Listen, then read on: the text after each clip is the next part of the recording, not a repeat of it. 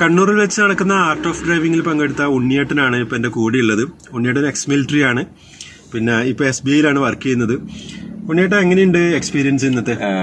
ഒരു ഭയങ്കര എക്സ്പീരിയൻസ് ആയിരുന്നു ഇന്ന്. ഒറ്റ ദിവസം കൊണ്ട് തന്നെ നമ്മുടെ കോൺഫിഡൻസ് ലെവൽ ഭയങ്കരമായിട്ട് കൂടി.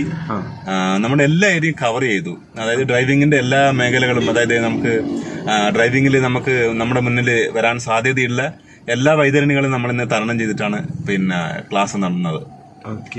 ഓൾറെഡി ഉണ്ണിയേട്ടൻ എന്റെ ചാനൽ കാണുന്ന സ്ഥിരമായിട്ട് ഞാൻ ഇവരുടെ ചാനൽ കാണുന്ന ആളാണ്. അതുകൊണ്ട് തന്നെ അവരുടെ ആ ടിപ്സുകൾ, അവരവിടെ പിന്നെ ബ്ലോഗിൽ പറയുന്ന ടിപ്സുകളൊക്കെ ഇന്ന് നമുക്ക് ഓൺ ഗ്രൗണ്ടിൽ അത് പ്രാവർത്തികമാക്കി ചെയ്യാൻ പറ്റി.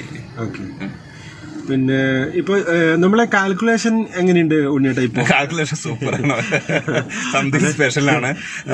സാധാരണ അതായത് ഡ്രൈവിംഗ് പഠിക്കുന്നവരെല്ലാവരും ബുദ്ധിമുട്ടിക്കുന്ന ഒരു കാര്യം വണ്ടിയുടെ വലിപ്പമാണ്.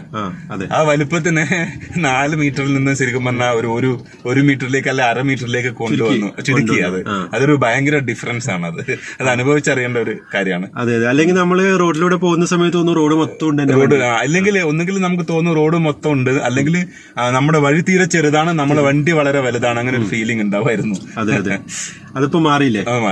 അപ്പൊ റോഡിന്റെ ചെറിയ ഭാഗം മാത്രമേ നമ്മൾ എടുക്കുന്നുള്ളൂ മനസ്സിലാവുന്നുണ്ട്. ഓക്കെ, അപ്പൊ അതായി കഴിഞ്ഞതിന് ശേഷം ഇപ്പൊ നമുക്കൊരു ചെറിയ വഴിയിലൂടെ പോകുമ്പോ പേടിയില്ല. ട്രാഫിക്കിലും അങ്ങനെ തന്നെ. അതെ. നമ്മുടെ പിന്നെ ഏറ്റവും വലിയ കാര്യം എന്ന് വെച്ചാല് കണ്ണൂരിലെ ഏറ്റവും തിരക്ക് പിടിച്ച പുതിയ തെരുവിലൂടെ ഞങ്ങൾ ഇന്ന് യാത്ര ചെയ്തു, ഫുൾ ട്രാഫിക്കിലൂടെ. അതുകൊണ്ട് തന്നെ കോൺഫിഡൻസ് ലെവൽ ഹൈ ആണ്. ഓക്കെ, നമ്മളിപ്പം 2 വണ്ടിയുടെ ഇടയ്ക്ക് കുടുങ്ങിയ അവസ്ഥയിലുണ്ടായി. അതെ, ഉണ്ടായിരുന്നു. അതെ. തീർച്ചയായും ഒരു തുടക്കക്കാർ എന്ന നിലയ്ക്ക് അതൊക്കെ ഭയങ്കര ഒരു ശരിക്കും ഇതൊരു ആർട്ട് ഓഫ് ഡ്രൈവിംഗ് എന്ന് പറഞ്ഞത് സംതിങ് സ്പെഷ്യൽ ആണ്. അത് ആസ്വദിക്കാൻ പറ്റിയ ഒരു സംഭവമാണ്. എൻജോയ് ചെയ്യണം. മാത്രമല്ല ഒരു ഡ്രൈവിംഗ് സ്കൂളിൽ നിന്നും ഇങ്ങനെ ഒരു എക്സ്പീരിയൻസ് കിട്ടുമെന്ന് എനിക്ക് തോന്നുന്നില്ല. ഓക്കെ, എന്തായാലും ഉണ്ണിയേട്ടാ ഇപ്പൊ ഒറ്റക്ക് എടുത്ത് പോവാന്നുള്ളൊരു ധൈര്യം വന്നില്ല? ഷുവർ. ഞാനിപ്പോ ധൈര്യം വന്നില്ലെന്ന് ചോദിക്കുമ്പോൾ നിങ്ങളൊന്നും വിചാരിക്കണ്ട. കാരണം ഞാൻ ഒരു കാര്യം കൂടെ പറയാം. മൂപ്പര് വീട് പിന്നെ ശ്രീകണ്ഠാപുരാണ്.